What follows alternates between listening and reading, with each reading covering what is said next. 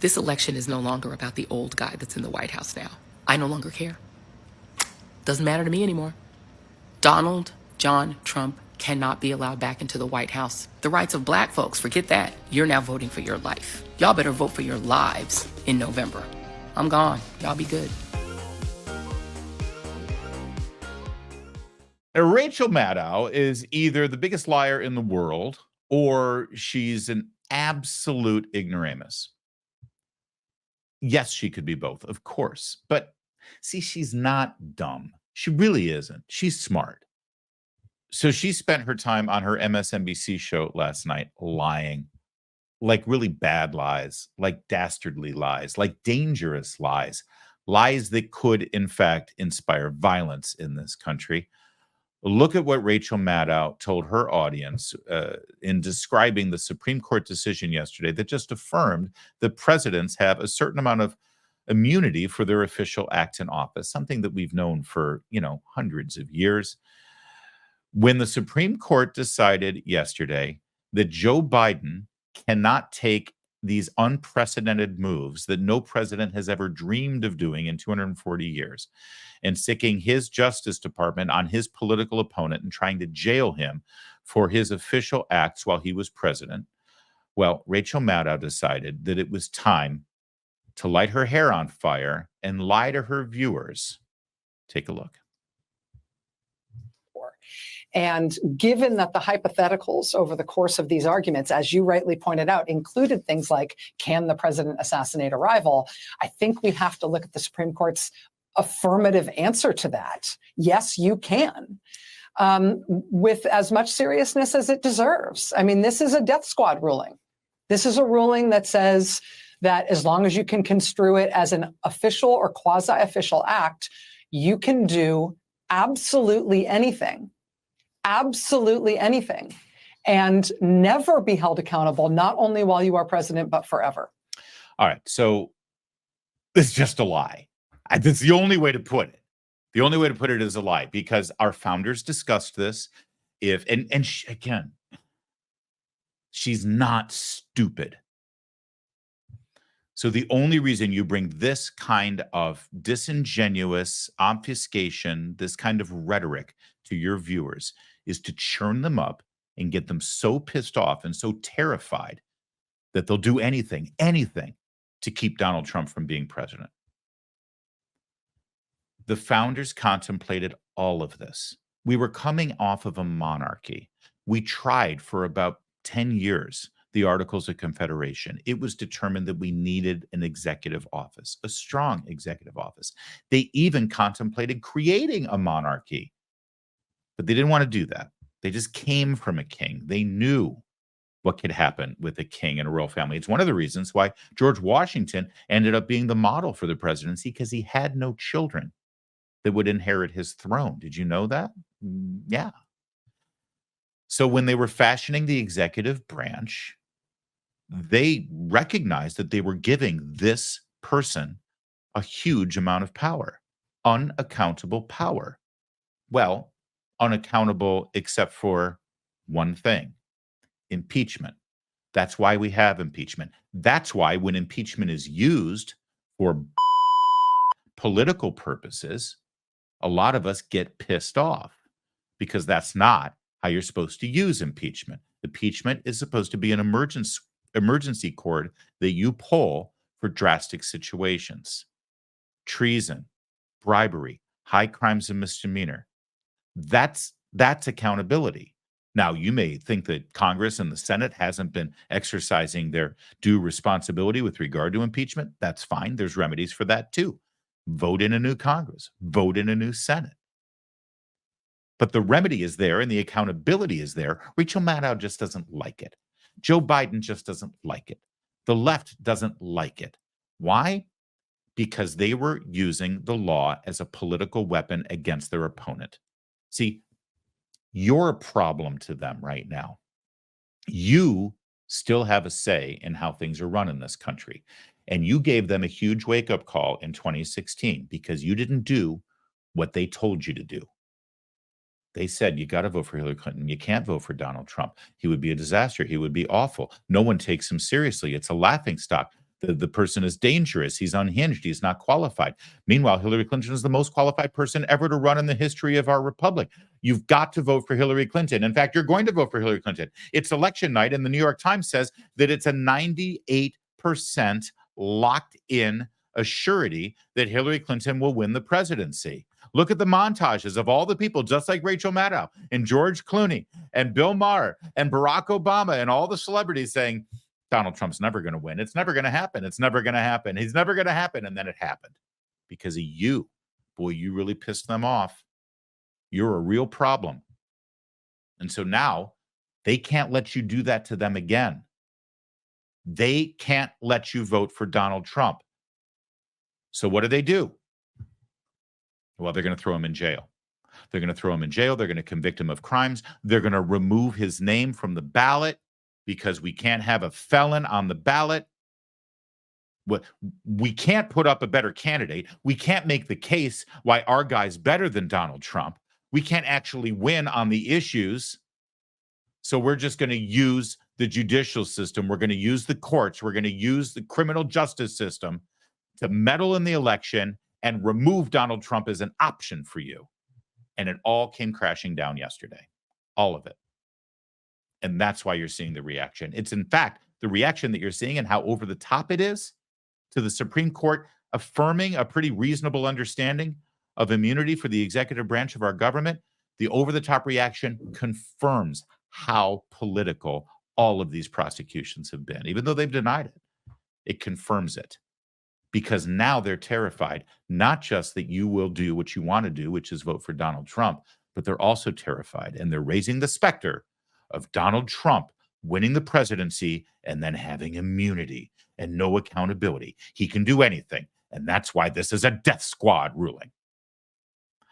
That's what Rachel Maddow said to her audience. I regret to inform you that Rachel Maddow's death squad ruling on MSNBC last night was the sanest, most rational delivery of information and analysis that the MSNBC audience received, because they also heard from the inexplicably named Joy Reid.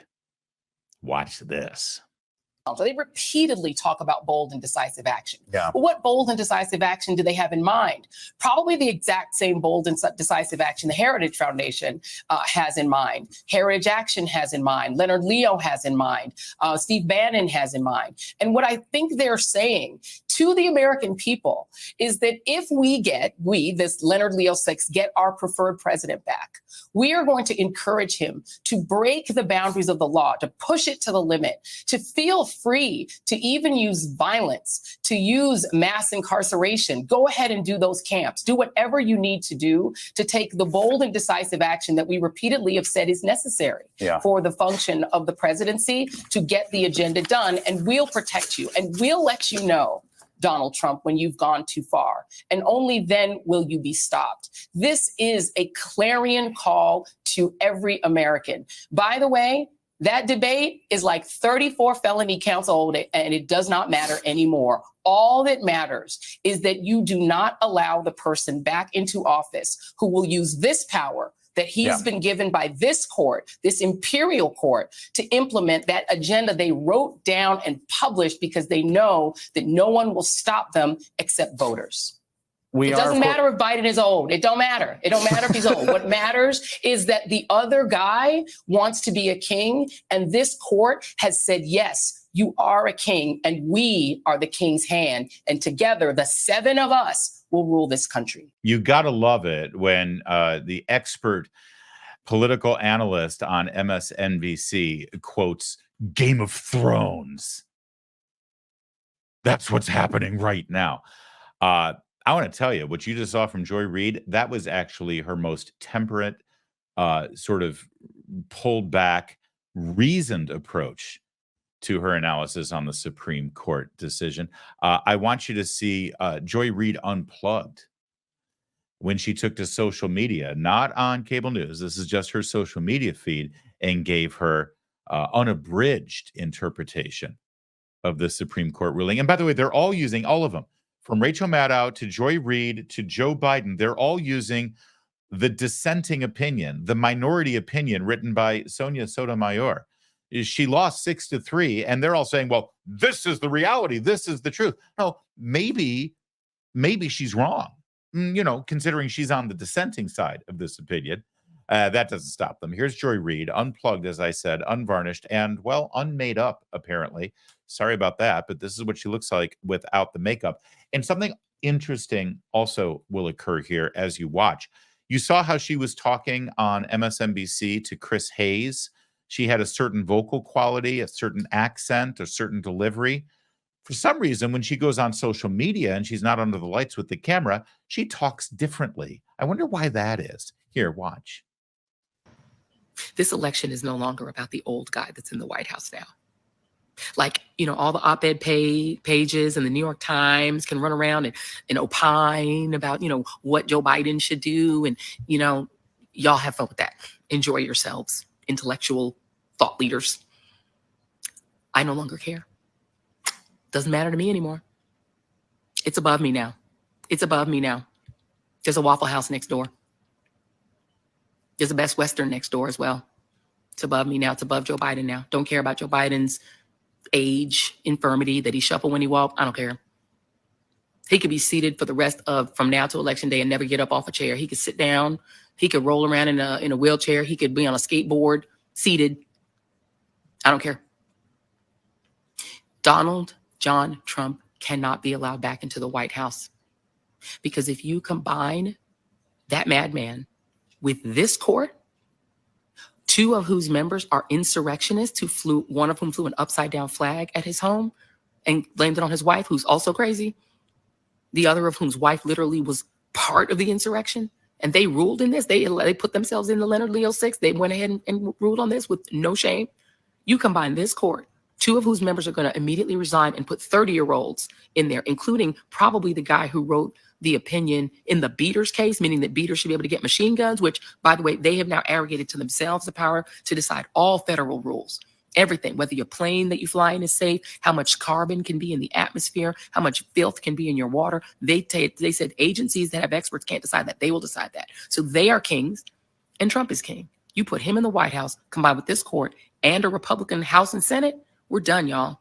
All the rights that were won in the 20th century, the hard-earned rights of women, laborers, workers, the rights of children. Remember, child labor used to be legal. The rights of Black folks, forget that. The rights of non-white immigrants, forget that. All of the 20th, they are trying to repeal the entire 20th century, and they're doing it fast. Between them and these crazy Republican governors, they are repealing the American century, the 20th century, because they don't like it and they want back the 19th century.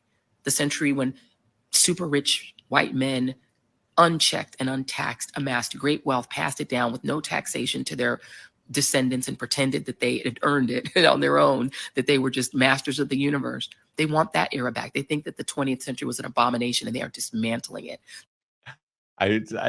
They have no self-realization in any way whatsoever. This is what she just said there about rich white men who amass great amounts of wealth and control the levers of power and then pass that wealth on to their descendants. This is the party whose every activity in this country is fueled by George Soros or Bill Gates or fill in the blank of any rich white man who is doing the bidding, or they're doing the bidding thereof.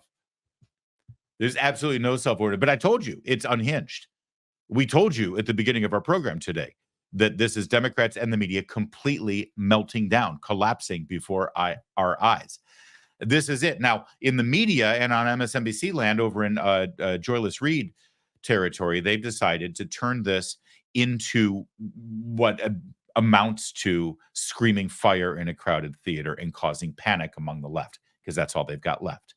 They've got to try to mobilize and energize people through their rage and their fear. This is the party of fear, to, as you just heard it, vote for a lump of flesh that doesn't even have to walk, as far as she's concerned, anyone or anything to stop Donald Trump. It's that kind of language. Donald Trump must be stopped. He cannot be allowed to win. This is dangerous rhetoric, to say the least, considering what the left is capable of. Also, what was this one part? I no longer care. Doesn't matter to me anymore. It's above me now. It's above me now. There's a Waffle House next door. There's a Best Western next door as well.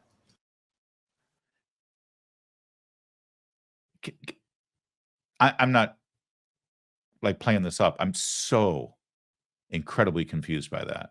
Did I miss a reference or something? Is this a New York thing? What does that even mean? There's a Waffle House next door. There's a Best Western. Is she just hungry? Is she? Doesn't matter to me anymore. It's above me now. It's above me now. There's a Waffle House next door. There's a Best Western next door as well. And I got a migraine. I got to move on from Joy Reid. I'm sorry. But I regret to inform you, it doesn't get much better. We move from Joy Reid in that state to God. To Rosie O'Donnell in that state. And Rosie was having a tough time as well. She did not take the Supreme Court's affirmation that the executive branch enjoys a certain level of immunity for official acts. She didn't take it well either. Those are the squirrels talking. They probably want more walnuts. All right, I'm going to go feed them. Listen, I'm depressed myself, but I'm trying to tell you out there, if you are, you got to hold on. We've survived all the depressing days so far. We'll survive this one. Reach out for your friends for help. Tell the people that you love how you feel. And know that this country, I believe, is going to right itself and oust him for good in November. And boy, I pray. That's all I got to say. TikTok, you don't stop. When people like Rosie O'Donnell are upset and sad and resorting to prayer, and I do hope she prays and finds the Lord in some capacity, it's a good day. It's a really good day. It's like whenever you're wondering, gee, I don't know, how should I feel about this Supreme Court decision? It seems complicated, or where do I stand on this law or this issue? You know, if you're still unsure, take a look at Rosie O'Donnell and see how angry or upset she is. See, if Rosie O'Donnell's having a good day and she's happy and joyful, probably a problem. And if she's like this, I mean, shoot off the fireworks, have a parade. It's a damn good day in America.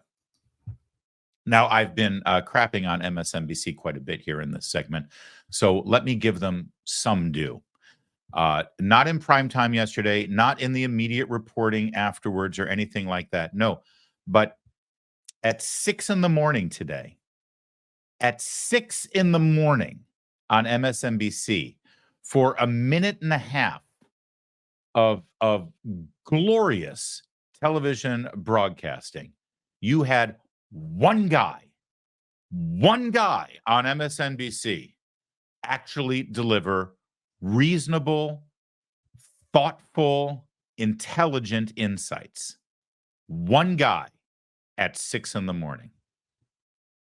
Reporting for us there. So, Chuck, I'll start with you. The reaction to this as it came down yesterday ranged somewhere from democracy is dead, we now have kings instead of presidents, to it's a little bit murky. And the murkiness comes in that definition of official acts by a president versus personal acts by a president. Who gets to define that? How you define that? What's your take? And once again, Willie, I find myself in the rather lonely middle. So I think it is logical that some acts are immune. The core constitutional responsibilities of any president, put Mr. Trump aside, ought to be immune from prosecution. Purely private acts ought not be immune. And so the hard part, again, is in the middle, right? What is and what is not an official act? I think we have to avoid the following construction. You know, I don't like Mr. Trump. This opinion is good for Mr. Trump. Therefore, we are on the brink of a constitutional apocalypse. I don't believe that's true. But part of Jack Smith's case is now gone, and he's going to have to fight for the rest. His road to prosecution is longer and bumpier and more narrow. All of those things are true. And I disagree with certain particulars in the case. But in the main, Willie, it makes sense to me that there is immunity in some cases and no immunity in others. And to your point, we have to figure out the rest. So, Lisa, let's. And that's actually the only honest take I saw on MSNBC, Proud as a Peacock, all day long. For the last 24 hours, at least, since the decision came down. That's the only reasonable take to have. They're acting like, SEAL Team 6 can be brought in as assassins. No, all the decision said was, you realize that this comes from Judge Chutkan, the D.C. judge, who basically gave a rubber stamp to Jack Smith's prosecution of Donald Trump. And the president, through his attorney, said, whoa, hang on, there's immunity here. And the judge said, nope, they didn't even have a hearing. They didn't even go line by line in the indictment. They just said, nope, no immunity. Let's go. Let's set a trial date. And so they appealed it and then made it to the Supreme Court. And all the Supreme Court has said to Judge Chutkan now is have a hearing and go through each charge and determine which one falls under the actions of an official action of President of the United States and which is not an official action of the President of the United States. That's all. And then let the trial go forward based on that hearing and those findings, and let the defense actually put up a defense in that hearing to make the case that no, there is presidential immunity for these actions. Why is that so hard? Why is this reaction so over the top? And the answer is what you just heard from this legal analyst, the one last honest man sitting in an NBC News studio, where he said, no, what we're seeing here is, I don't like Donald Trump. This decision is good for Donald Trump, or at the very least keeps us from prosecuting him and affecting the election. Therefore, I don't like this decision, and the sky is falling, and our country is now, on the brink of authoritarianism. And that's just poppycock. It's a complete lie. It's completely hysterical. It's completely over the top. It's how liberals look at things, basically.